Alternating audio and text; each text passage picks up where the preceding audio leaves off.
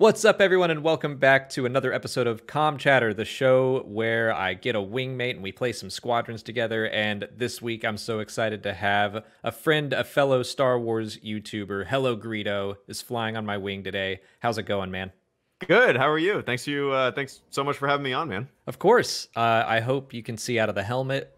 We're gonna play people just like when I did this with Eckert's Ladder. I was like, "Do you want to play against AI or people?" And Greedo's like, "Let's just do it.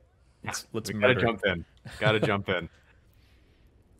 Well, I feel like we have some decent squad mates. Yeah. I feel like we should just kick off our discussion with, and then I think I got kicked from the lobby immediately. Yeah, I think I did too. Okay, I'll just queue up another one. Did. All right, there we go. So when we're recording this, it's Monday, the Monday after the first episode of The Mandalorian, and this episode will come out the Monday after the second episode, but I think I'm just over the moon with this episode, and I know you are too. Yeah. What was your favorite aspect of it? Oh man. I overall love the pacing of the show. It's really hard to explain, but I love how my entire favorite thing of this episode was basically like the Mandalorian and the Marshal going on their Crate Dragon quest. And I think my favorite thing about the episode, man, was, and it's so stupid, was watching Tusken Raiders run. Like it's a thing in my brain. It's like this silly comic thing of like Tusken Raiders running in all their garb and bouncing up and down and sand flying everywhere and a huge Crate Dragon in the background. I don't know why that just stuck with me so much. I don't know. I saw your tweet about that, and I was like, it is funny. Like, I don't know why you just never think of them running. Yeah, I don't know. It's a first that we've seen, I believe, but I could be wrong about that. But yeah, I loved it. I think it was my favorite episode that's been out so far. I think I might agree. I can't decide because I really did love the end of season 1 where like it all came back together. And I kind of hope they do that again in season 2. I'd love, because I just want Cobb Vanth back. I love him so much. Dude, I didn't realize that he was a character in the Aftermath books until somebody brought it up on a live stream the other day of mine. So that's a fun little tie-in. It actually makes me want to read those books because I never have. Well, he's only in like 3 chapters, so each book has an interlude about this dude that finds Boba Fett's armor, even though they keep it kind of ambiguous. They're like, he finds Mandalorian armor in a sandcrawler, and it's been pot-marked with acid and stuff. They allude to what it is. But yeah, he becomes sheriff of his town. And so that's kind of, he's one of my favorite characters ever now, just because of what he represents, that they were like, yeah, here you go, book nerds. Yeah, it's cool. I like those tie-ins. I like those subtle tie-ins. Where people like you are just gonna eat it up and yeah, love it for sure. But they did a good job of like, you didn't have to read it at all to love the character, because everyone seems to love this guy, and I'm like, hell yes. Yeah, that's how you bring something back correctly, tie something in correctly for sure.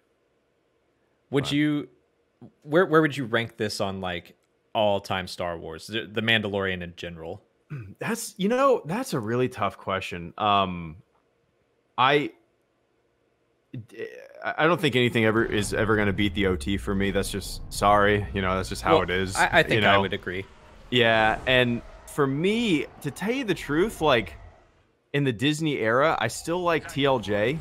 It's my favorite material that they've had since the acquisition that they've put out. And I think then The Force Awakens and then The Mandalorian. I'm a movie guy. You can pump out as many Star Wars TV shows as you want. I think I will always be more excited and like movies more than shows. I don't know why. Yeah. But I completely forgot we were playing a game just now. I don't know. What about you? That's a question that's come up a few times. Well, I mean, I think that I don't know if I would specifically say all of The Mandalorian is top tier Star Wars for me, but like, I don't know, stuff like this previous episode, they really do it for me. So yeah, I think it's too early to say because we're only season 1 was like 4 total hours, 4 or 5, like. But for a first foray into like live action TV, it's pretty damn awesome. Yeah, it's great. Yeah, and I like that it's short and sweet. I mean, are all the episodes of season 2 going to be this long? Do you know? Jon Favreau said something about they were going to be similar in length, so maybe. Oh, okay. But unconfirmed. Gotcha.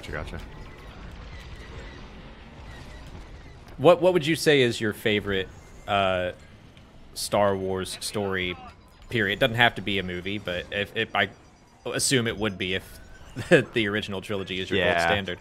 A New Hope is my go-to, and I think that's I think that's why The Mandalorian kind of speaks to me so much, is because I love the first half, the origin story of Star Wars, basically, in A New Hope. Yeah. And the Mandalorian is basically that, drawn out and amplified, just visually and feel wise. How old were you when you first saw it? A New Hope? Oh man. I don't have a memory of the first time that I saw Star Wars. It's just one of those things that's always been there. I'd probably say I was like 2 or 3. Oh, wow. 4, around there. I mean, I had bootleg VHSs. I'm sure it was my dad who showed me everything. Yeah, I have no memory of like seeing it for the first time.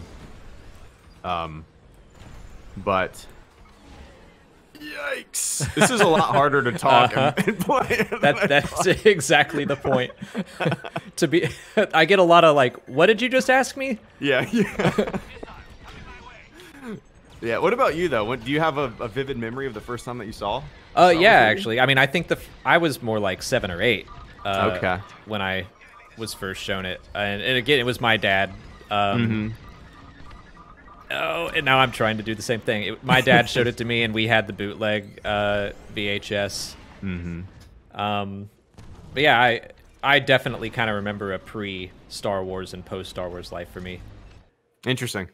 But yeah, I was like, I was really interested to hear kind of your story, because we are basically the same age, I think, and weirdly even like we grew up close to each other, which is so odd. We might, if I would have. You went to high school in Georgia, right? I would have gone to Collins Hill if I stuck around. I would have run cross country against you. Oh, okay. Yeah, man, small world. Funny. Well, I'm trying to think of the neighborhood that we live next to. I can't remember. But yeah, we both lived in Georgia, real close by. Because I remember you when you were like, "Yeah, I'm a big Braves fan." I was like, "Really? Why?" Yep. Lived in Lawrenceville, Gwinnett County. Yep. That's a small world. But, yeah, for sure. So yeah, I was in Atlanta for all the prequel hype, and saw the Phantom Menace with my family the day it came out in Atlanta. Yep. How? So we're about the same age. So how did you feel about like the Phantom Menace when you first saw it? It's real. I remember liking it. It's hard for me to. Man, it's really hard for me to like remember what I thought about it. But I remember liking it back in the day when I first saw it as a kid. I saw it a couple times in the theater. I remember seeing it with my mom, who fell asleep in the theater. I had, I bought toys, all sorts of stuff like that. I was riding the hype train as a 13-year-old boy. Sure. But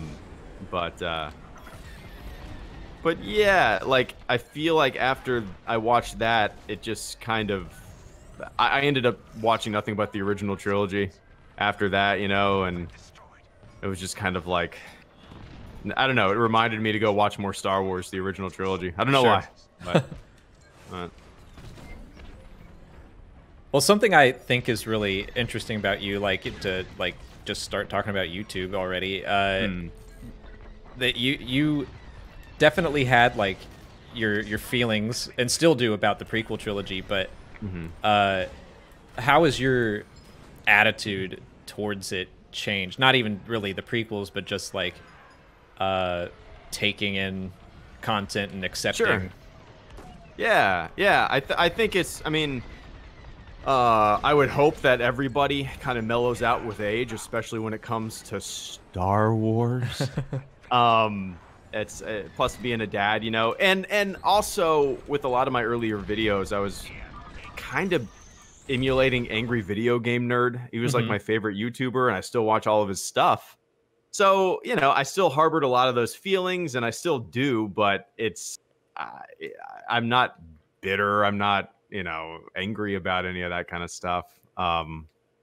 Yeah, I'd like to think that most people kind of mellow out with age, and it is what it is. I'm definitely not insinuating that you were ever like horribly toxic, because you weren't at all. Like sometimes I see people say things on YouTube, and it's mostly just, you know, people on Twitter being angry and hyperbolic, but they're like, HelloGreedo hates the prequels, and I was like, I mean, I know he doesn't like him as much as the originals, and so I was like trying to go back through your old videos, and you have one from 8 years, or no, I think it was before The Force Awakens came out, but it was about the prequel trilogy, and you were you did a video that could have come out yesterday of like, I hate the term fake fan, and it's the worst thing. I was like, oh my god, we're still having the same arguments. Right. Yeah, for sure.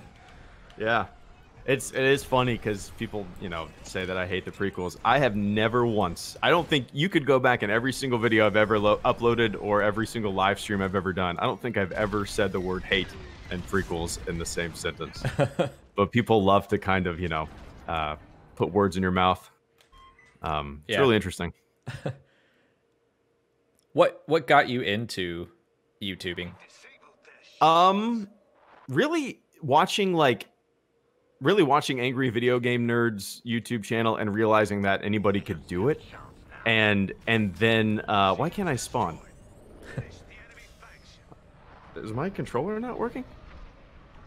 Yeah, my control's not working. Weird. Okay. Yeah, watching his YouTube channel was such a huge inspiration. And then also the Blu-rays were coming out, and you know, I found out that there were going to be more changes on those Blu-ray discs than were already present on special editions. And that kind of got under my skin, and I decided to just talk about it and make some goofy videos on the internet, you know. Sure. About it. And that's really the origin story. Nothing too exciting. But there we go. I mean, it was something that you wanted to stick with, and just holy cow, our team is doing work. I know, it's crazy. It's crazy. I'm not doing any work, but oh, they dropped a lot of people just now. I was looking at the scoreboard. 2 people just dropped. I don't blame them. But YouTubing was like something that you found you enjoyed, or? Yeah, I found that I enjoyed it, and I kind of like the creative process of it.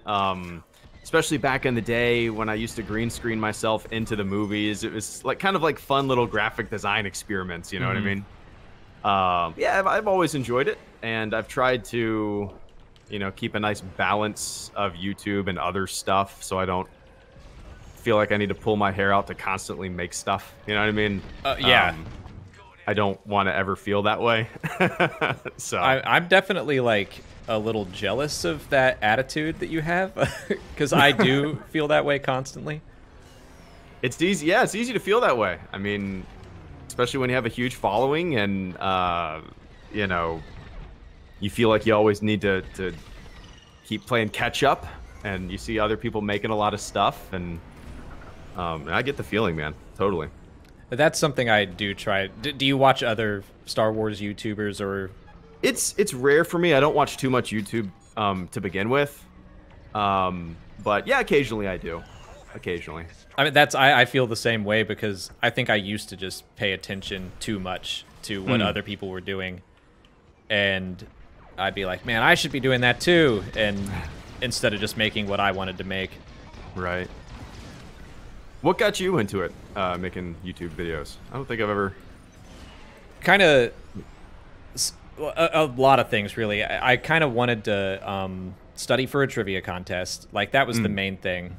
And I, in my studies, noticed that a lot of the lore... instead of, like, reading everything about whatever Wikipedia had to say. I was like, man, it'd be nice to have some videos, but all the videos were like 20 or 30 minutes long.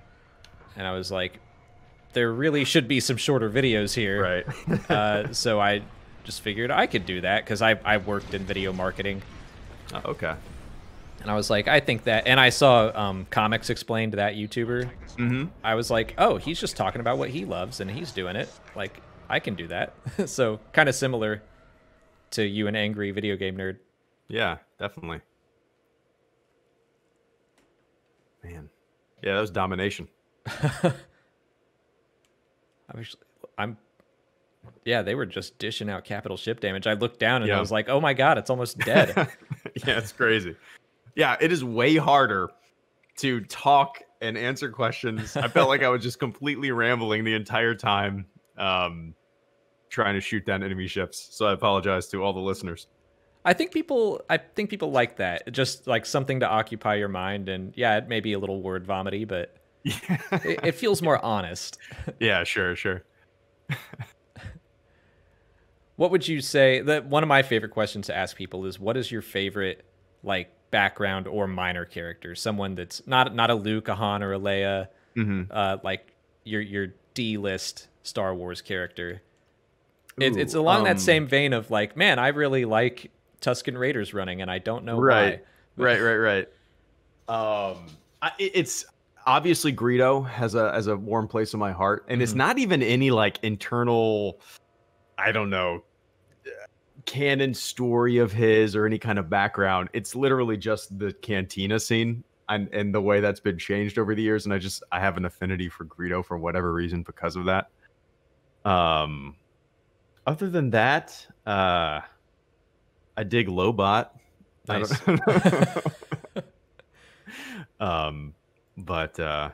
Yeah. I want to come. Yours, it's Biggs. Oh yeah, sure. I want to come back to Lobot, Greedo. But have you read the Lando comic by Charles Soule? No, I haven't.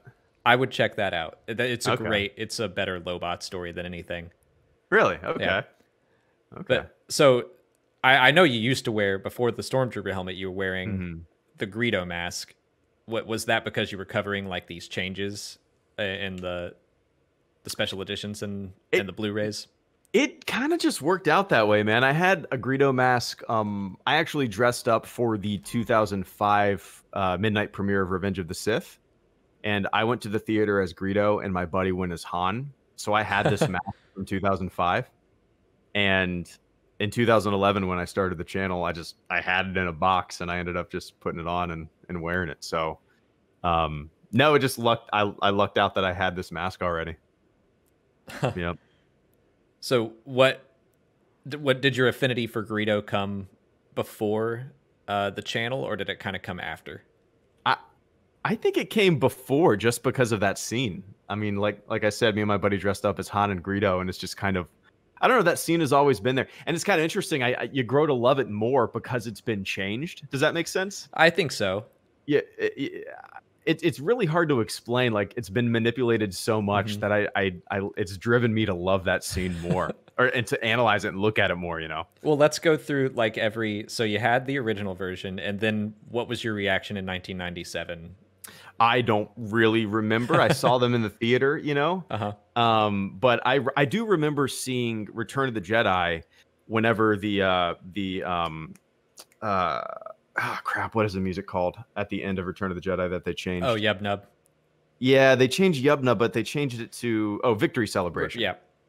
And I remember like watching it, and I think it was during the Blu-rays. This is when my memory, I remember this in 2011, watching those. And I was sitting there like waiting for Yub Nub and waiting for it and waiting for it and waiting for it. And then credits. I was like, what the hell?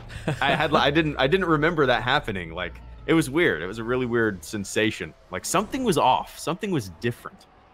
Yeah, I don't really remember my initial reaction back in the day, because I think everybody was super pumped for him, because, you know, they showed you that thumbnail trailer with new shots of X-Wings banking in and all that kind of cool stuff. And yeah, it was different. We didn't know at that time that we would never get an official release of the originals. You know, maybe if we knew that back then, we would have looked at them a little different. But But have you ever seen the despecialized editions and all that stuff? I've kind of skimmed through them. I know you're a huge fan. Yeah. It's pretty neat little story. But I need to go back. Like at this point, I feel like I'm constantly watching them almost to study for Schmoedowns and stuff. But it's like I have to watch the official version because that's the quote accurate one, and then I just need to take some time to actually sit down and enjoy it. Yeah. And watch it for the love of it. Oh shoot. Try not to swear too bad. Yeah. I'm doing my best too, man. Crashed right into something. You said trivia kind of got you into doing YouTube. Was that like a local trivia thing, or? Yeah, it was Dragon Con, so yeah, it was local. Oh, okay. Okay, nice. I'm assuming that's canceled this year. Yeah, it did not happen.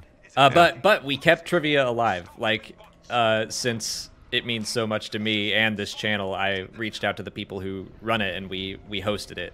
Oh, that's cool. So we just kind of invited people like the usual suspects who are up there every year, and we all did it together. That's awesome. So yeah, that was super fun. So I still want to, like, I'm really fascinated by this Greedo stuff. Do you recall, like, in the Blu-ray when they, or I don't even remember if it was the Blu-ray, but eventually they added like his little head dodge.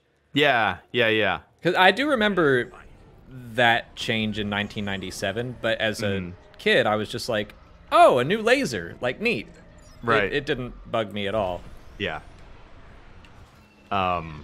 It does. I mean, like, it doesn't bug me anymore, just because we do have like various fan edits, fan preservations, you know, and we have all those to go off of, to the point where I don't even care if we get an official release now. It would be like a moral victory in a weird way. But yeah, like, the only thing that does bother me is that for most people, they're not going to go out of their way to watch the original versions and get the fan edits, you know? Yeah. If there was an original version, like official release, it would be cool. Just so people could see how it originally was. I know it's a stupid thing to complain about. I've been bitching about it for 10 years on this channel, but... no, I would definitely be thrilled if they did an official release. It's kind of like just... I tend to agree with, like, Steven Spielberg changed E.T. a little bit, and he took out that glass pane in Raiders of the Lost Ark, and then he went back on that, and he was like, you know, no, we should have just left it all the same and kept in, like, the limitations of what we had, because that's just like this time capsule. And I'm like, yeah, right. I kind of wish you had. So yeah, for sure. I don't mind George wanting that to be his preferred version, but, like, I wish we still had the option. Yeah, absolutely. That's all it is. Just an option to watch the Star Wars that we all grew up with. Right. Really. Come on. What's your favorite change though from the special editions? Probably that's really tough. I like the Cloud City changes where they've added like windows in the background of Cloud City and stuff like that. Yeah. Really? Yeah. Yep. It adds a lot to it. It looks beautiful. And I think some of the dogfighting shots in A New Hope, you know, during the Death Star battle kind of increased the kinetic energy of that scene. Some of the digital dogfighting sequences. Yeah. But yeah, other than that, not too many. Honestly, I think the Greedo scene is the only thing that I'm not. Oh no! That I'm not a big fan of. Oh yeah. Or well, like that really bugs me, I should say, because I think it does actively change Han Solo as a character. Yeah. Or his arc. But other than that, I'm pretty much all right with it. Yeah, I think my least favorite change is Jabba in the hangar. Yeah. In A New Hope, that's my least favorite change, I think. But it's definitely, like, yeah, not necessary, because everything that you need to know, all the exposition, they just added in subtitles with Greedo. Right. Yeah, absolutely. And it's also, it kills mystery for anybody who is first watching the movies for the first time. Like, you know, you don't see Jabba until Return of the Jedi. You got to wait 3 movies to see him. And his name was said in A New Hope and The Empire Strikes Back. And it's kind of a fun mystery for kids, you know? Yeah, it's kind of the same way with the Emperor. Yeah, yep. And, but, yeah. Oh, well. Watch Despecialize, I guess. I am not doing good. Oh, yeah, this one's not going as well as the first. You are destroying. Oh, am I? Oh, my God. Dude, look at the scoreboard. Well, I haven't died yet, so I can't. Oh, you really haven't? I don't think I have. That's crazy. I keep running back to heal. I always forget you can do that. I'm not very good at this game. Who's been the best person that you've played with on one of these? Oh, like in an episode of this? Yeah. Probably Mel Ramsden, one of the devs. Oh, okay. Which, I mean... goes without saying. Right. like we basically... I had her coach me through everything to do. Okay. So that was fun. There's some good gameplay tips in that one. That's awesome. Like, she designed the capital ships, so... Oh, no kidding. She knows where all the missile emplacements are, and everywhere to go.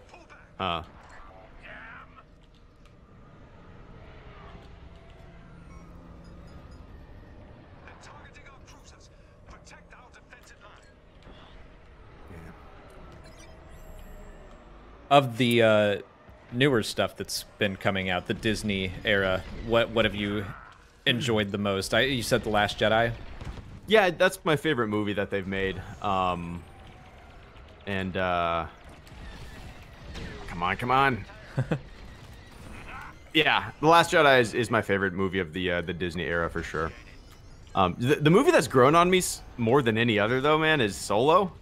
Like, when I saw it, I was like, I agree completely. It's fun. But the more I watch it, it's pretty damn fun. I was the same way. Like, the first time I watched it, I was like, this is fine. And then the second time I watched it, I was like, I honestly don't really know if I like it at first. And then by the end of it, I was loving it. Yeah. And yeah, it's one that's just so easy to throw on and just have a good time with. I'm definitely hopeful that they do, oh, where am I? Do a follow-up to that at some point, whether it's Disney Plus or... Yeah, that'd be fun. Definitely. What is it about the movies that, like, you prefer them over the small screen stuff? Just a feeling of nostalgia going into the theater. Yeah. You know, the theme blaring on the screen. It's just an experience, you know. It's just different than me waking up at 4 in the morning, sitting on my couch with headphones and watching The Mandalorian. Yeah. You know? Yeah. It is, like, as someone who covers the content, I'm like, I really like having the ability to just wake up and watch the thing, and then maybe watch it a second time before talking about it. The movies are like a lot of stress and anxiety now. Oh, to cover them and stuff like that? Yeah, at least the first time I watch it, I'm like, I don't know, I don't feel like I'm actually enjoying it. It's like I have to remember everything.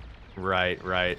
I definitely felt that way, like, with The Force Awakens. I remember going to see it at 7 p.m. It was the earliest showing they had. Afterwards, me and my buddy went to my house. I recorded a video that we got on the road at 2 in the morning to go to a bachelor party up in North Georgia. So I was like really nervous about getting a video up. Yeah. You know, that night. Nowadays, I wouldn't even bothered for a week. I wouldn't have made a video for a week. You know what I mean? I would have got on the road and went to that bachelor party. I don't know why. I was like, I don't know. Teach me your ways. How do you stay so chill about... I just, you know, I don't know. I don't stress about it. I don't know. Don't know how to explain it. And to it's a like, fault, probably. It's not even in a competition sort of way. Like, I think sometimes some maybe not so much in Star Wars, but some fandoms, it's like whoever gets the review out first is gonna like quote win, and it's more just like I don't know. I wanna get my thoughts out there.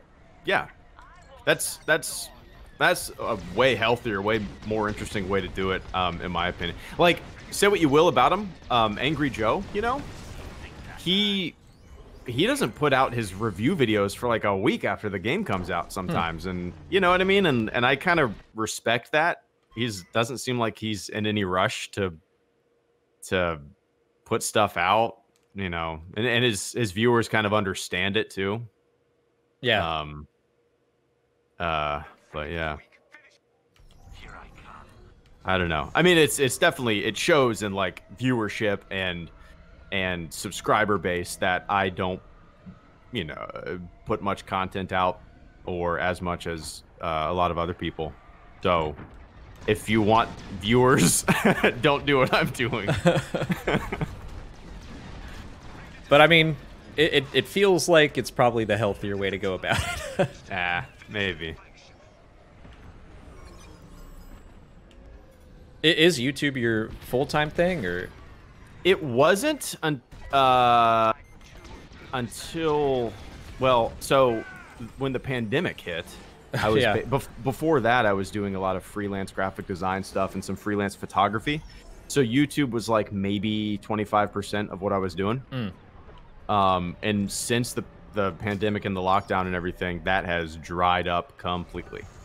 Yeah. So yeah, trying to figure some stuff out right now. That sucks. Does. Yeah, trying to scramble. Yeah, trying to figure some stuff out. I was gonna ask, and I think you told me this before, that you had a background in graphic design, but like I see your thumbnails and I just like, man, they look good. Sometimes. Sometimes. I appreciate that though. I think pretty much all the time. Like I see you and Eckert's Ladder's thumbnails, and I'm like, God, that like, I get to the point where I'm done with a video, and the next thing to do is get a thumbnail done and upload it, and I just like, I'm so tired. Yeah. I know some people like hire people to make thumbnails, and maybe that's the way to go. I don't know. Makes sense. Just yeah. not something I'm good at. It's a weird aspect of things too, like, because so much relies on a thumbnail, so much views wise, and yeah, it's weird. It's, oh, is that a bad guy? That's an enemy. Shit. Sorry. That's a beep. That's a beep. What's your cockpit look like? What do you have as a bobblehead? I got IG-11 in my. Okay. Well, I guess it's just an IG droid, but oh, get under the shield. Ah, damn. In my rebel ships, I definitely have Baby Yoda. Oh, nice. I had the Ewok, but I had to switch it over.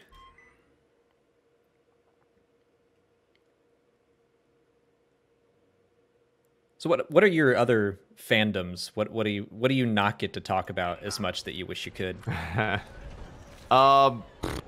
Man, probably Star Trek, particularly The Next Generation. Specifically rather. But yeah, that Star Trek The Next Generation, and just space exploration and whatnot in general, astronomy and stuff like that. I've always wanted to incorporate, because I used to do Star Wars science videos back in the day, and I haven't done one of those in a long time, but I've always wanted to make more science-heavy Star Wars-related videos. Sure. So that kind of stuff, yeah. But that's really about it. Not really very many other fandoms that I get into. What about you? Stuff like, I'm big into fantasy. Lord of the Rings. I mean, Indiana Jones, I was not really fantasy, but that's probably my second biggest, and then I'd go Lord of the Rings. Would you consider yourself more of a sci-fi or or I guess science fantasy? What space fantasy? Whatever you call Star Wars. Probably sci-fi. More like hard sci-fi for sure. Yeah. like an overall spectrum of what I usually like to enjoy or read.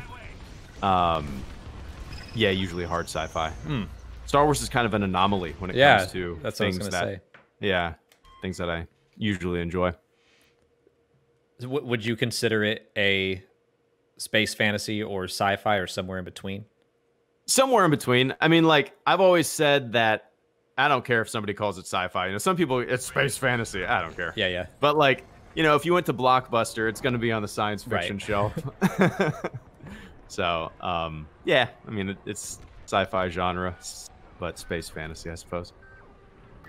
We have one buddy who, like, is just very adamant that it's a sci-fi, and will not let that go. Oh no! Why'd I do this? Okay. What's your all-time favorite Star Wars game? I was gonna ask you that. So, oh, really? Good job. We're just playing a game. I figured I could ask you. I don't think I've ever heard you talk about that. I think Fallen Order, honestly. I really loved, you know, all the ones that I grew up with. Dark Forces 2, Jedi Knight especially. That's one I adore. And I always did like the Rogue Squadrons, the flight sims. But yeah, Fallen Order just hit all the right notes for me. Yeah, it was great. It was great. I love games like Uncharted and The Last of Us, third-person action-adventure games, and then so to have that and have like that Indiana Jones element of exploring temples and stuff, man, it nailed it. It's a great game. I've been wanting to play through it again. Yeah, I really should. I've never played any of the only Dark Forces or Jedi Knight game that I ever played was the very first Dark Forces. Never touched the other ones. I have yet to give them a shot again. Like, I love the first Dark Forces as well, but I'm curious to see how Jedi Knight holds up. Yeah. But some of those later ones are like really, really great. A lot of people love them. Yeah, there's some of the more recommended games that I get on the channel to stream and stuff like that. But yeah, I played the hell out of the first one. It was great. I feel like people are always asking me about, how do you feel about KOTOR? I maybe have had 6 to 8 hours of it in my entire life since it came out. I've never really played it too much. It takes a lot for me to get into an RPG like that for some reason. I'm kind of the same way. I like it. I like the story, but I just it's the gameplay is not what I love. Right. I gotta really be in the mood to play something like that, and I don't know why.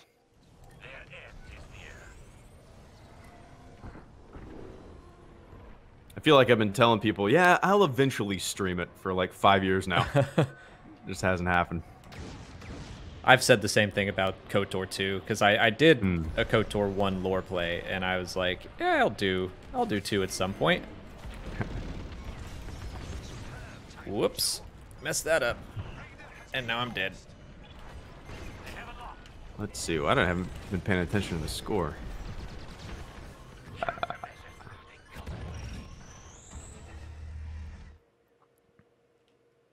They're down 1 player, too. Jeez. Oh, no.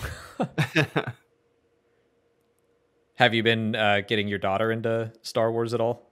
A little bit.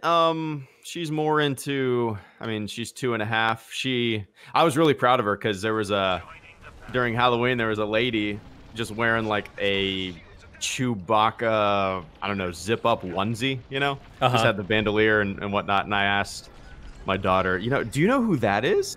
And she looked, she said, Chewbacca. So just from the onesie, she got it. Nice. But yeah, she knows the characters. She has all of my Power of the Force action figures from the 90s in her toy bin. So yeah, she's watched a little bit of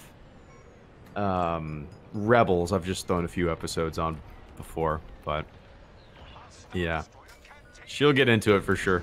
And if she doesn't, I don't care. But yeah, how do you feel about the animated shows. So, because I know, again, like Clone Wars came out at the same point in our lives, and we didn't grow up with it the same way a lot of fans did. So, where do you place it on like the Clone Wars versus Rebels scale? Ooh, I never finished Rebels. I only saw the first season. I don't know why I do that with so many shows, but yeah, the Clone Wars, I didn't start watching it until like late 2017. I think I started it like the week after I saw The Last Jedi, something like that. Okay. And you know, I really watched it just because, you know, people on streams and stuff like that were telling me to watch it, and I wanted to give something a shot, and I ended up loving it. And I credit the Clone Wars for kind of making me appreciate the era of the prequels and kind of expanding what Star Wars could be and understanding what Star Wars is to so many other people. Because, you know, for so long, Star Wars to me was just the OT, but the Clone Wars just opened my mind up to an entire different world of Star Wars that I never expected to like as much as I did. For sure.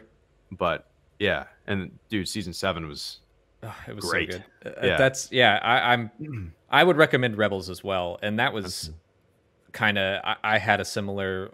I didn't watch the Clone Wars, and I think I watched your video on the Clone Wars, and it was just like it's a cartoon, doesn't really look like it's for me. I probably wouldn't like it. I'm not going to watch it. So, and that's just like when I was in my early 20s and in college and didn't have time anyway. But I remember when Disney had just bought Lucasfilm, and then one of the first things I saw they were putting out was this Star Wars Rebels, and I was like, oh, I don't like that art style. It just looked very Disney, and I was like, oh man, this is what they're doing, and like, oh no. But I was like, I have this channel, I should probably watch it. And I kind of credit Rebels for making me a more open-minded fan of like, oh wow, like the animation stuff really is good. And now I knew who Ahsoka was, but now she's in Rebels, and I should probably like catch up on the Clone Wars, and I really liked that. So yeah, I kind of, you know, I've said this before, and I've told people before on my streams and stuff that I went into the Clone Wars kind of thinking it was just going to be a chore. Like, I'll watch this, just put something out on the channel. And there were some arcs that completely blew me away, and just I still to this day, like, one of my favorites is Domino Squad. Oh yeah, I love it. Just, you know, I never, you know, going into the Clone Wars, I never expected them to put so much humanity behind these clones. I'd never expected that. Yeah, I really loved it. I'm kind of glad that I waited so late to get into it. Just, I don't know. I literally watched the final episode of season 6 like 8 hours before the first episode of season 7 aired. Nice. But yeah. What do you think about the Bad Batch series that's coming?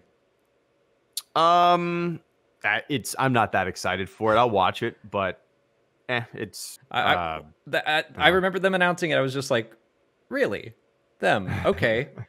But I do think there's a lot of potential in it. I'm just, the words, when you say it's a Bad Batch series, it's just like, that doesn't give you much except for those wacky characters from season 7. But I think the era and like what it means for a clone whose purpose has been served, like what do they do now? I think there's some cool stuff to get into. Yeah, definitely. Yeah, I'll end up watching it, but it's kind of like the Cassian Andor show. Like, yeah, I'll end up watching it, but I'm not super pumped for it. Yeah. How about Kenobi? Pretty pumped for it. That feels like one of those just universally every Star Wars fan can agree. We want to see Ewan McGregor. Yeah. It's I'm really curious what they're gonna do. And I love that it's a limited series. What, like 8 episodes or something like that? I think I somewhere I feel like I read 6, but I don't know that is definitely true or not. I may be making that up. What did it just say? It said match abandoned. What was that? So someone on the other team left. So they're just saying it's not going to be a ranked match. Not that it matters right now. The ranking system doesn't work. Oh, it doesn't? No. Oh.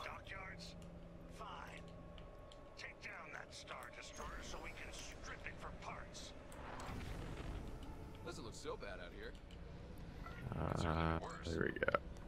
Do you consider yourself like a collector of any kind, or what extracurricular fandom activities do you have? I'm boring, man. Oh, I don't think it's boring to not collect. Like, I don't collect much either. Yeah, I don't have really... The only things that I collect in life are, like, shot glasses and coffee mugs. That's really about it. For a while, I was doing, 501st Troops with my armor, going to, like, charity events and stuff like that. I haven't done that in a while, maybe 3 years. So, yeah, other than that, I really haven't ever really been a collector of anything. I mean, I'm the same. Like, I tend to collect characters or just like specific stuff like that I like. So Biggs, I have a shrine to Biggs, but right, I've got a little Max Rebo collection, but for the most part, it's just... Oh, that's cool. But you mentioned your action figures that your daughter plays with now. So did you collect those as a kid? Yeah. I mean, they're all in a big plastic bin. I'm sure you had the same ones. Yep. The huge buff Luke. Yeah. Basically looks like a He-Man mold. Yeah, for sure. So yeah, she's playing with that. She's got the land speeder. She's got the X-wing, flying all that stuff around. Do you remember any specific figures that were like hard to get? Because I definitely do. Hard to get? Not really. Not really. What was hard to get for you that you're thinking of? It took me a while to find Leia, Lando, Obi-Wan, and Yoda. I think those were like the big four. Power of the Force ones? Uh-huh. Okay. I remember we would look at like every single Walmart, every single Toys R Us whenever we had one or were near one. I'd be like, let's go look and see if they have them.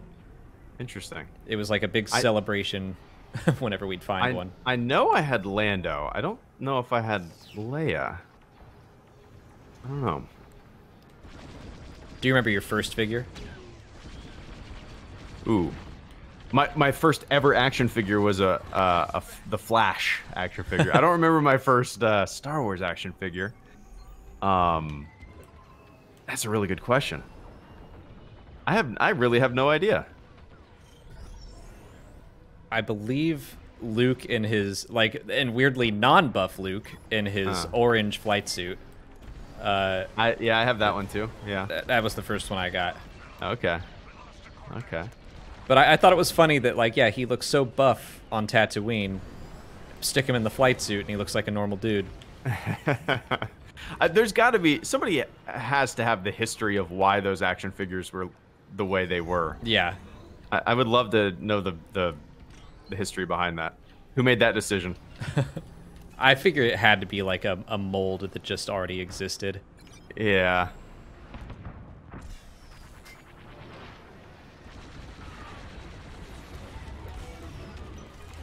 Did you read any of the books growing up, or was it just basically the movies for you? Yeah, pretty much the movies. And games, I assume. Few games, yeah.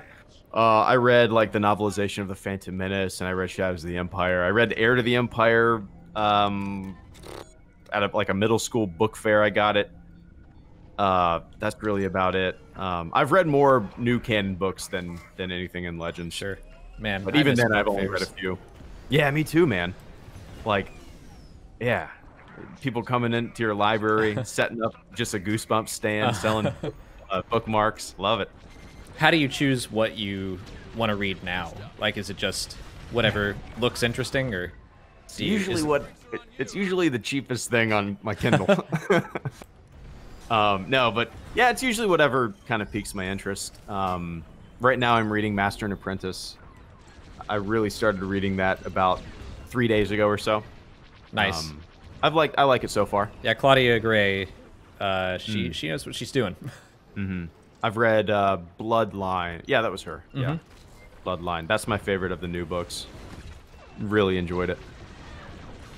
I was gonna ask that next. What's your favorite of the new books? But oh yeah, yeah. Claudia Gray just is such a great Star Wars writer. Yeah, People have. I own Lost Stars, and I've never read it. I don't know why. Highly recommend. Yeah, I need to. I feel like I bought it, and then I bought a Kindle, and I've done all of my reading on a Kindle for like the past 3 years, and haven't opened up a book. I mean, I'm the same way. I would prefer I just get all the books on Kindle, but now I'm about to sound like an idiot, being like, but they send them for free, so what am I gonna do? Right, I was gonna ask that. You get a lot of the books kind of early, right? Yeah, it depends on the book. Sometimes I'll get them like a week early. Sometimes too. So, like randomly, we'll get one months early, but usually it's pretty close to the actual release date. Sends you into a panic to finish it in time. Oh yeah. But I'm like, I'm not a person who likes a lot of clutter, and I'm like, I still have all. I would just get them on the Kindle and keep them there, but they do look good on a bookshelf. So right. I'm not trying to sound. I'll just bleep myself. Not trying to sound shitty. No, I'm the same way. I got a lot of cool things that I could put out and hang on the wall, but I like simple. I'm kind of the same way. Yeah. Yeah, I like your office. Very minimalist. I saw you updated it recently. Yeah, been trying to figure out what to do with this one wall. But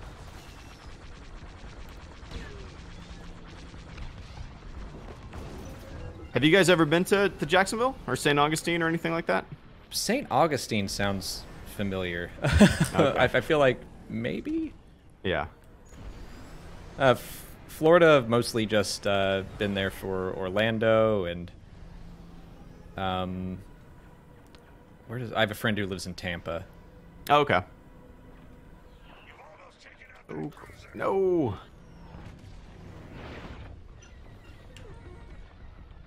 What was it like loving Star Wars in the Navy? Like, was that cool? Was that a popular thing or? Oh yeah, yeah. There's probably a misconception about military life. Like, people from all walks of life. Like, people would play Magic the Gathering in the galley on deployment. You know, like, and then, yeah, it's like people from all walks of life. I had conversations with guys about the special editions out on the flight deck. Yeah, definitely. You can find somebody into anything out there. But yeah. Ooh. Oh, what am I doing? I am not good at this game. Goodness. I feel like I got really good at it early on, and then yeah, I just haven't had the time to play it as much and lost everything. Or it's probably like also people got better at it and definitely. Do you play it on VR much, or do you find that you play it just normal? Just normal, because I don't want to. I loved it in VR, but I don't want to have to do that every time. I just want to play the game. Yeah. I tried it at my nephew's house a couple weeks ago for the first time. It was cool. I mean, but I don't think it would be enough for me to want to buy like a VR headset. Sure. And do it. I don't know. Yeah, maybe eventually, but it is like kind of ideal for a VR game just because you are sitting still, and absolutely. Anytime you have to add movement, that can be tricky. Yeah. But it's more just like a hassle to get the thing out and put it on my face. And... Right.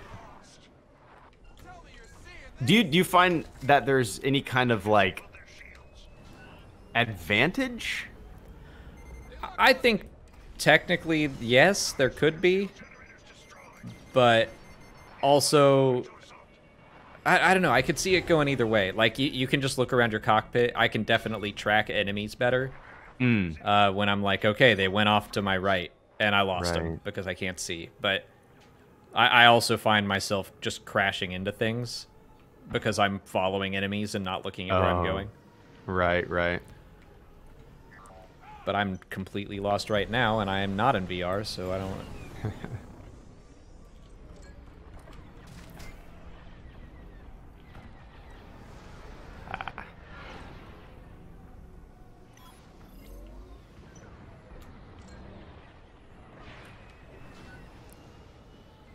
What are you looking forward to introducing your daughter to? Like a specific story or a Star Wars wise? Yeah, like is there a moment that you're just looking forward to? Man, I'm really looking forward to just showing her A New Hope. My favorite Star Wars movie. I want to see what she thinks of it, you know. That's just sitting down to watch the original trilogy as a family and experiencing it through her eyes for the first time will be really cool. But also, like, more than that, even just showing her or having her experience her own generation of Star Wars and not being the dad who pushes the shit that he liked on his kid. Yeah. You know what I mean? Because there's a lot of cool Star Wars stuff for this new generation to, and there's going to be more, you know, to explore.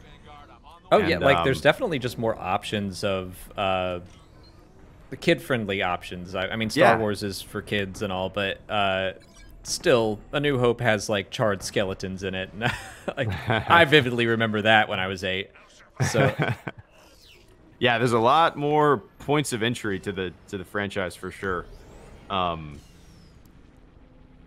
So yeah, who knows where... I hear from a lot of people like their first entry to Star Wars or introduction to Star Wars was like the Lego games, stuff like that. Huh. It's really interesting to hear where people first experienced Star Wars. Yeah. Do you get into those games at all? Yeah. I've only played the Star Wars ones, and I like them, but I'm not like... And I'll definitely play the new one that's coming out, but I'm not like... Can't wait. Game of the year level of excitement. Right.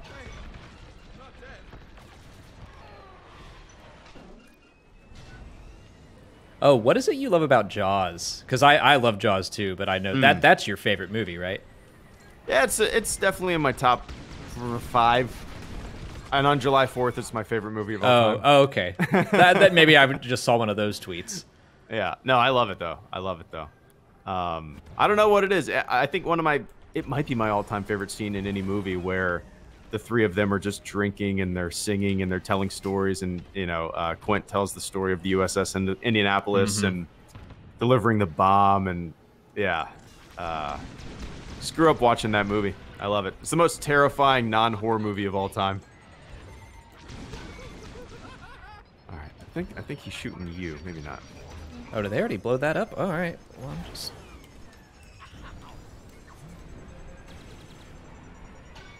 Do you get into Star Trek at all? I know that guy took over your Twitter. Was that... Not... like, yes and no. I like Star Trek. Like, I recently watched them all for the movie Trivia Schmodown. But it's not my favorite universe, but I also I enjoy them. Yeah. I definitely don't have any, like, Star Wars versus Star Trek beef. Right. That's so stupid. Yeah. So embarrassing. I honestly, like... I don't see too much of it nowadays, but I you know, that was definitely a thing back in the day. I think maybe because nerd culture has become just so much more accepted that the nerds don't feel the need to fight amongst themselves. True.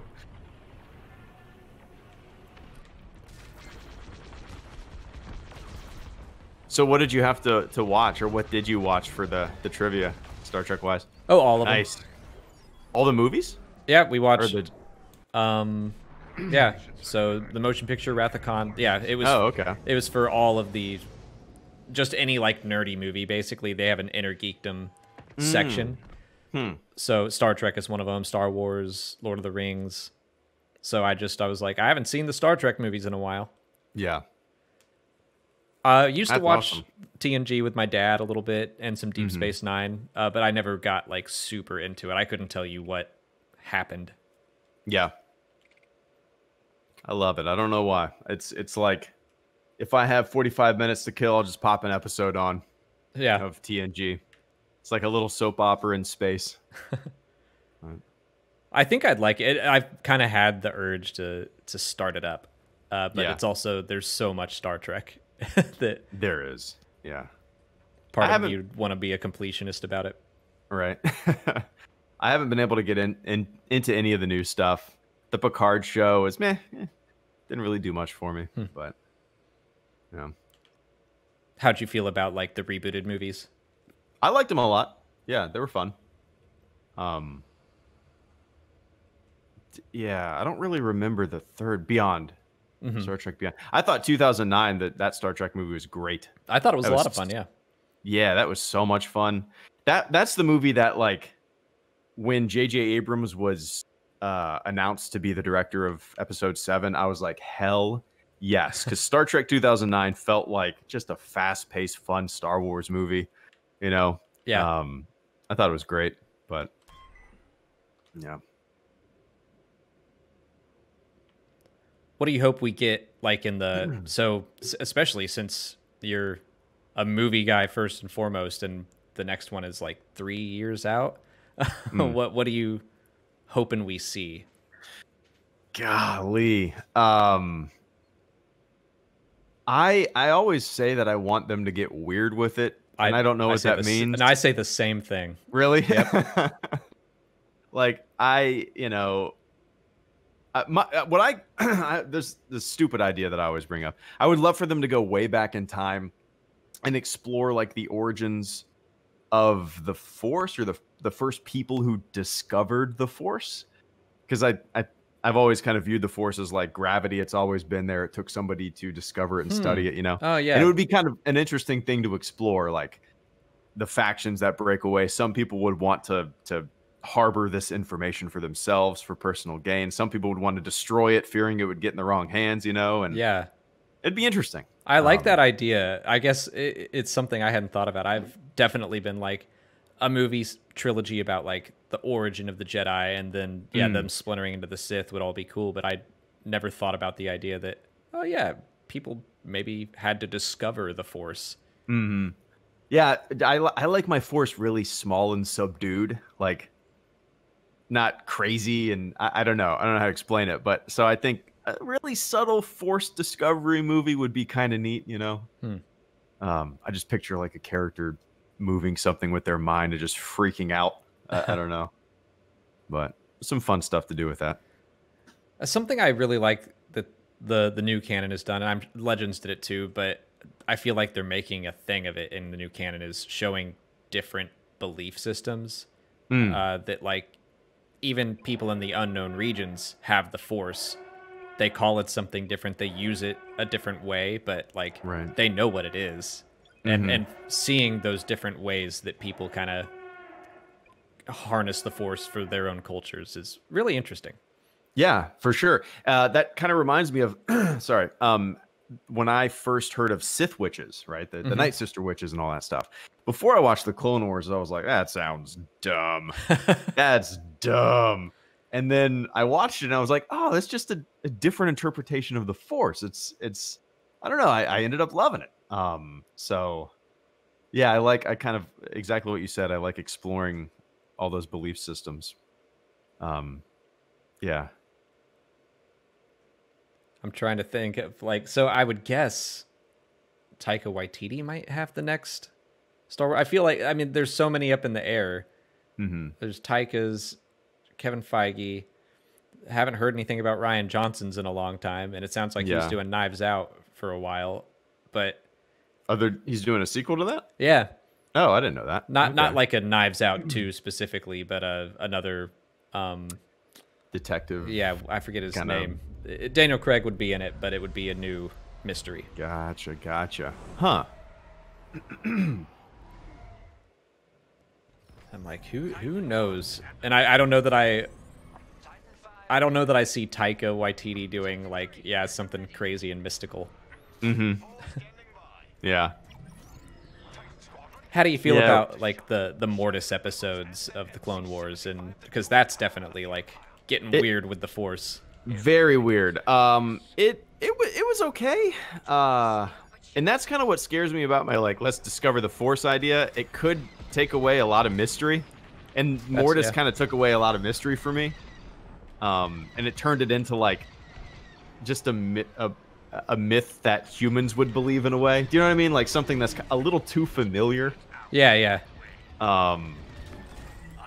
It was all right. It's nothing that like blew me away. It was all right. What, did you like it or? Well, I kind of the first time I saw it was like, this is too weird, and I don't. Yeah, kind of the same. Like this is just so far to left field. They never go back to it. They hardly even address this wild thing that they just went through. Right. But it doesn't. It comes back in a. It's referenced in a very fun way in Star Wars Rebels. I'll say that. Okay. And when it happened, I was like, "Oh, this is so cool!" So, I like having sat with it for a lot longer. I do kind of dig it. Yeah. But yeah, it is. It's one of those like I do want Star Wars to take big swings. I'd rather them do that than play everything safe. But yeah, that also means that sometimes it's just gonna be really weird. Like yeah, it's not gonna hit sometimes for everybody, which I don't really want. I mean, sure, The Mandalorian is universally loved, it seems, but I don't want them to make The Mandalorian every single time. I want them to get really weird and maybe make some movies that aren't gonna really stick with most people. I'm fine with that too. Yeah. Got to get a little weird and creative and out there sometimes to push the boundaries of what Star Wars can be. Yeah.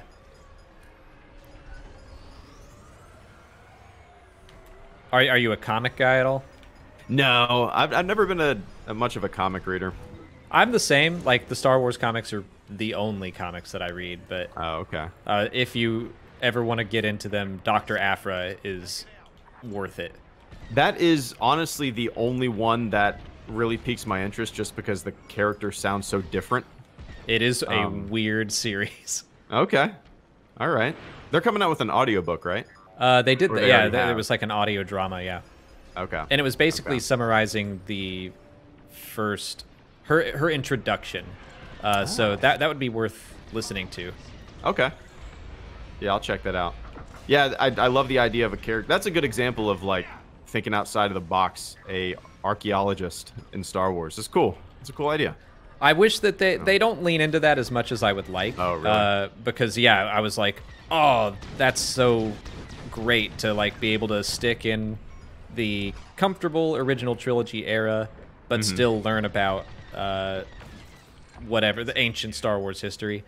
Right. They kind of dip in and out of that. I wish they'd stick in with the treasure hunting aspect a little bit more, but.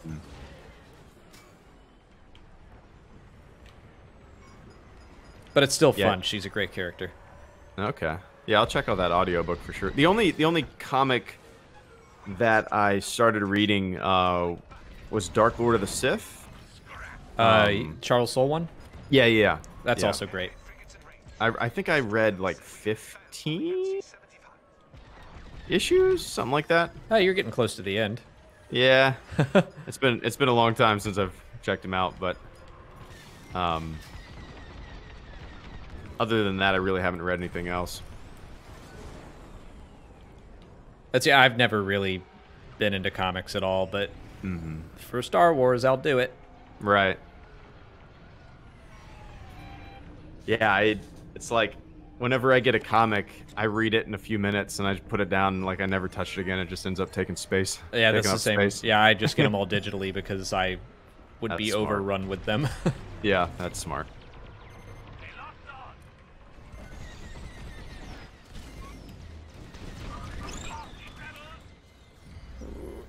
What'd you guys do for Halloween?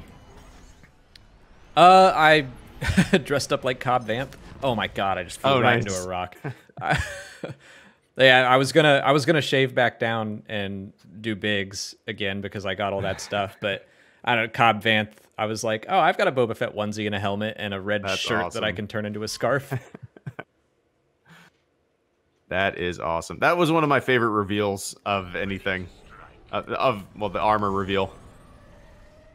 Oh yeah, the just Cobb Vanth it all. Yeah, and when he came walking out, and it looked a little goofy and looked like a, yeah, I liked it. Yeah, I loved everything about how they handled Cobb. Mm-hmm.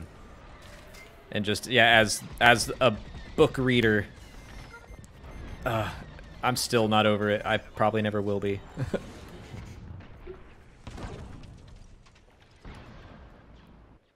Do you think he'll pop up? How do you think the season's going to go? Like, the first season was very...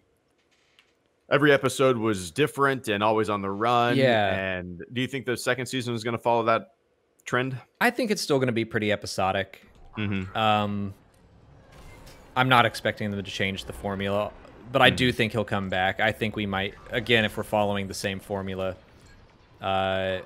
we might see him meet a couple characters over the course of the season, and then they all join forces at the end. Right. To do something. I'm not sure if Boba Fett's going to come back or not. Like, I'm kind of undecided on that, only because I kind of like the idea that maybe they teased him a little bit in Season 1, in that Chapter 5, that they might be teasing him again here. Mm-hmm. They just keep teasing him over the course of the seasons. Yeah, yeah. And then, of course, eventually, like, maybe he'll be one of the big bads. That's interesting. That's interesting. I hadn't thought of them, like, just continuously teasing him until the end of the show. I just think it's a cool idea of having, like, the first Mandalorian we ever saw face off against this one that now we love, and having them duke it out. Yeah.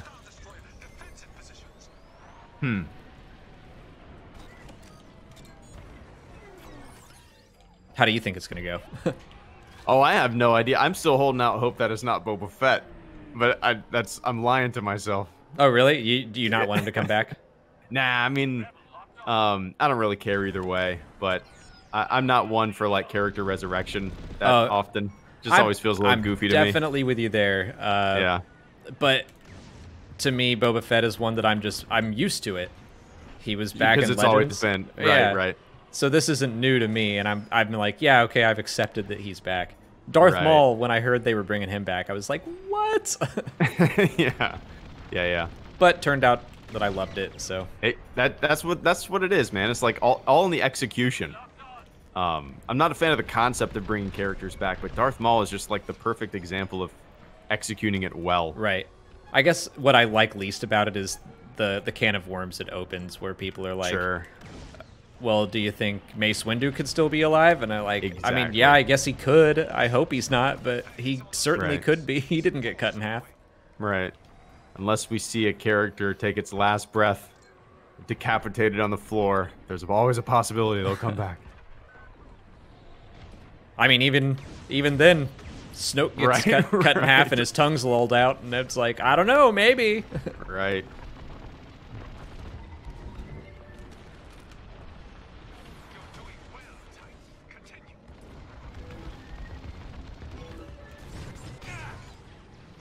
How many times have you seen The Rise of Skywalker since it came out? Oh. I think I saw it 3 times in theaters. I saw it once on... Yeah. I saw it once on home release, and I think that's it. Okay. I'm about to watch it again for the Schmodown, but... How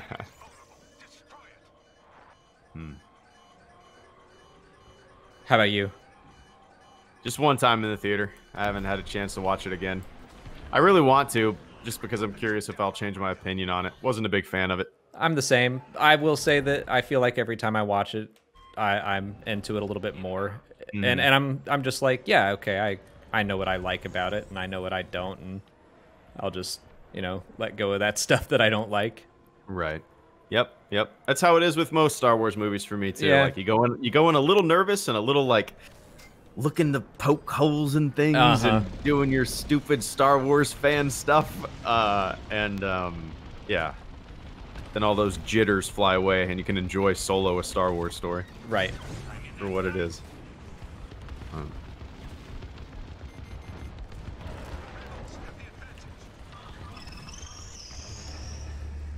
I mean, I love Babu Frick to death, so.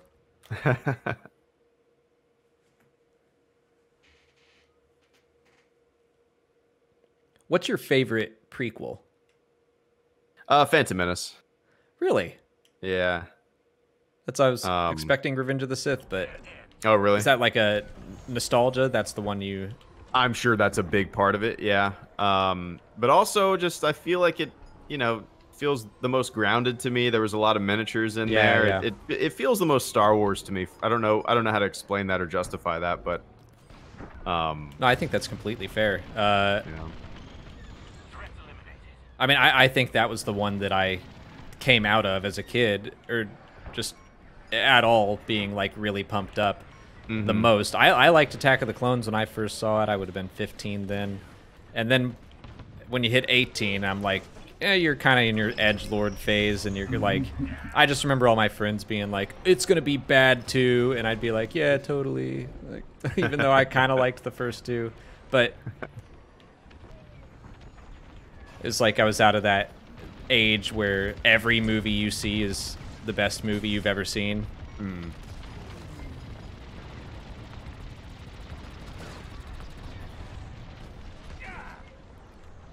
Yeah, going to see Revenge of the Sith at midnight is like one of my all-time favorite movie-going experiences. Just, so I have fond memories of like the prequels, theater-going experiences. Yeah. Come on.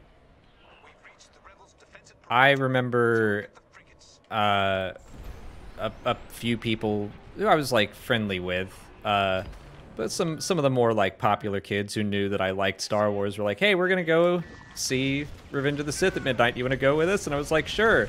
And I showed up dressed up, and they were like, nice. "Oh."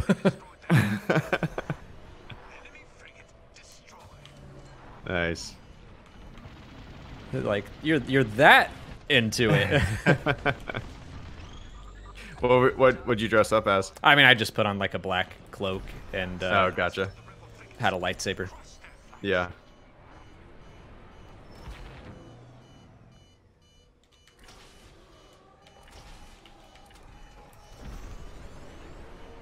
What got you into like the cosplay side of things, or building your armor and all that?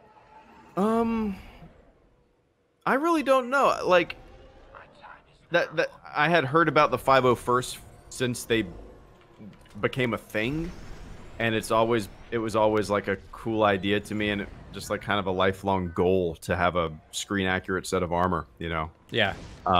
So when I got into the Navy, I had a lot of time to kill, and saved up some cash and started working towards that dream. Yeah. That's about it. But and then the charity stuff was really cool too. Like I've done 5K runs in my armor, and gone to hospitals, and so it wasn't really it was like half cosplay, half doing fun stuff, and sure, that kind of stuff. But what's it like to run and all that? Probably miserable. Not bad if you you can't. I say run.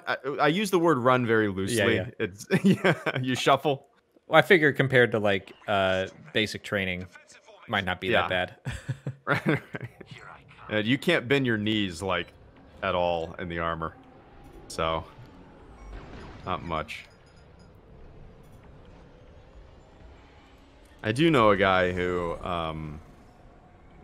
basically has modified his armor to where he can actually run like marathons and stuff like that in Stormtrooper armor. Yeah, he's on Instagram. I think his Instagram is Stormtrooper Runs, I think. And he was at Star Wars Celebration in 2017 on a treadmill in his armor, running in the middle of like the showcase or whatever it was called. It's kind of cool.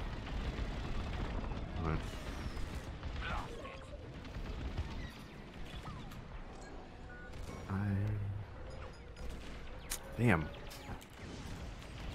I have a bad habit of flying too close to like the enemy giant capital ships and just get destroyed. Yeah, that'll happen. I mean, I have my own bad habits that I like to take down the enemy capital ships way too much, even if I'm in an A-wing. Yeah. So those are the habits I have to break. Just fly into your death. Yeah, just over and over. Yep. Like, you're not supposed to do this.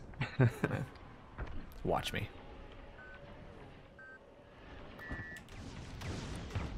I really love that about this game, though, just that everyone is supposed to have their own roles. Mm-hmm. Yeah, definitely.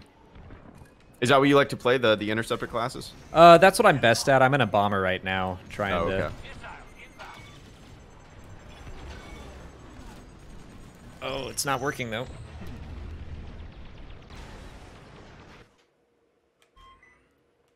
But yeah, I think I'm best at just flying around dogfighting. What about you? Yeah, I usually go the interceptor classes every time. A-wings, TIE interceptor.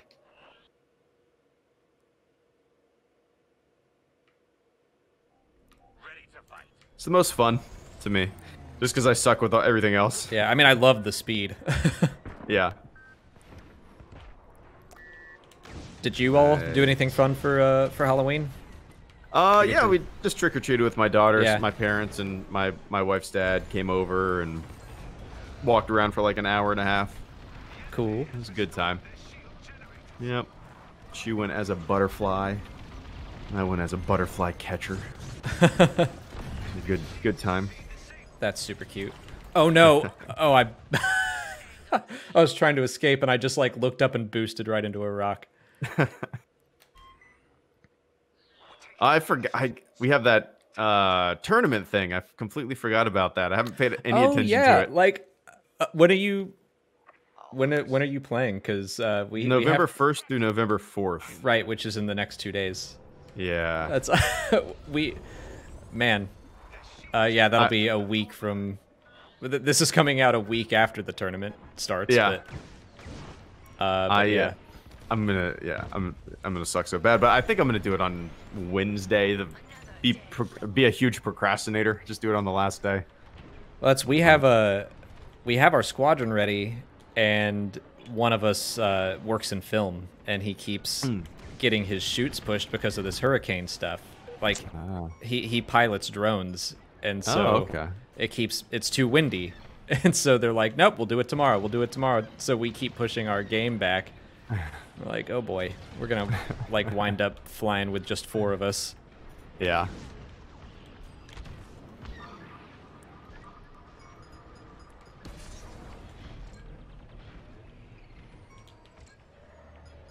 It's fun though. Like, we did the first tournament thing, and it was a lot of fun.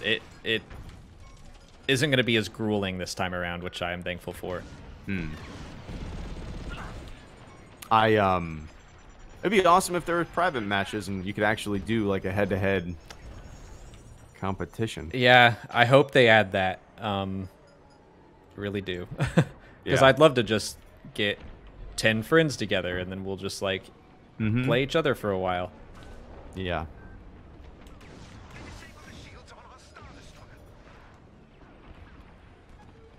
But I am thankful. Like, I do just think this is a fun, well-balanced game.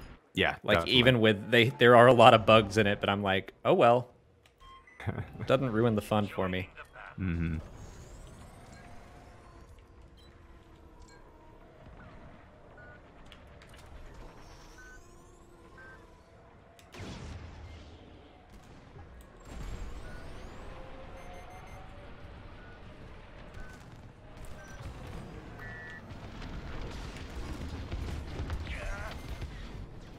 Nice. Oh.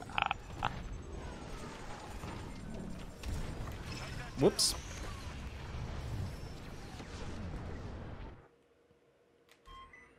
Do you have anything fun coming up in the next 2 weeks for your channel? Especially as we wrap this game up, anything you want to plug? Not really. Just Mandalorian stuff and streaming. Nothing too crazy planned.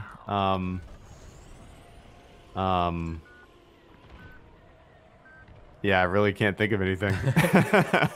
I usually plan videos like 2 days in advance, unless it's something like really fun that like I'm researching or whatnot. But I made a video, man, of me unboxing Phantom Menace toys. Oh yeah, yeah.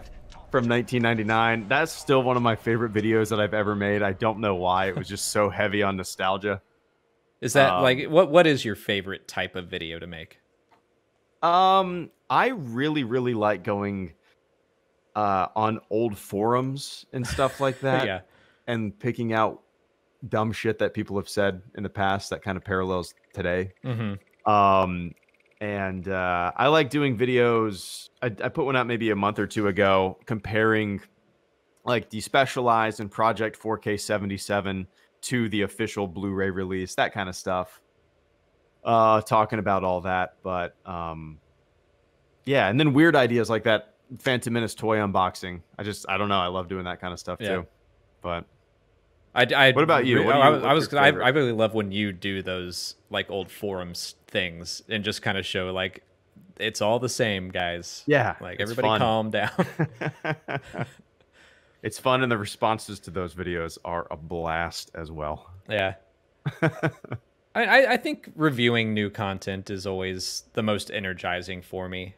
Like when we get up and we watch The Mandalorian, I'm like, oh, I'm just like so full of ideas. And especially when an episode like just happens when it's all coming together and book stuff is here and they executed on it well. And it was just fun and looked great. It's like whenever something really, really great comes out, obviously that's the most fun to cover. Definitely. Like it's not like if a book comes out and I'm like, I didn't really like it. That's not right. Yeah, when this most recent episode of The Mandalorian came out and I watched it, I walked downstairs. My wife was getting ready for work, and I was like, that was awesome. And I just had a jolt of energy. I just wanted to turn my microphone on and talk. And that's basically what I did. Just talk for 20 minutes. Feeling that buzz. It was so it was great. Did you know your wife before YouTube, or did you meet her after? Oh yeah. Yeah, before YouTube. We've known each other since we knew each other like in high school, friends of friends. But then like right after boot camp we reconnected and just kind of started dating. That's cool. But yeah, we kind of knew each other back in the day. What did she think when you started all the YouTube stuff? Like now that we're not playing, I'm like, oh, I can think of questions. I really don't know. I mean, she always thought it was cool, and she never thought it would turn in. I mean, I never thought it would turn into this, right? But I bet I should probably ask her. She probably thought, what the hell am I getting myself into? This guy is talking about Star Wars on the internet, maybe. But no, she's always thought it was pretty neat. And obviously, like the opportunities that we've been able to have with, I mean, going out to LA and all that kind of stuff. It's mind blowing. It doesn't make sense to me. Still doesn't make sense to me. Yeah, but it's crazy. Yeah. So yeah, a lot of cool stuff, and she thinks it's pretty cool. Speaking of that, sad we didn't get to do that this year, but yeah, for sure. Glad we got to hang out and play some Squadrons for almost an hour and a half. So nice. Yeah, maybe next year things will clear up and we'll be able to all play the new Star Wars project that maybe is coming out. Oh yeah, I heard about that. I haven't heard anything about that. I think Battlefront updates. Some other people were talking about like Motive made a job listing for some. Oh really? Yeah. So there might be something in the works. I don't know. Nice. But yeah, where can everyone follow you, subscribe to you, and obviously there's going to be links in the description and all that. So yeah, YouTube, Instagram, and Twitter primarily. Don't worry about following me on Facebook. I don't post anything there. If I do, it's just a link to a video. But yeah, that's really it. Those three, I suppose. Cool. But yeah, man. Well, thanks so much for taking an hour and a half out of your busy life to shoot some Imperials and Rebels with me. Yeah, it was a good time. I haven't done something like this in a long time. So whenever you, if you have a guest bail, man, shoot me a text and we'll do this again. Maybe one day we'll get like those private matches and we can do just like a big YouTuber 5-on-5. That'd be super fun. Absolutely. Let's do it. All right. Well, thank you everyone for hanging out with us and watching along. And as always, may the Force be with you.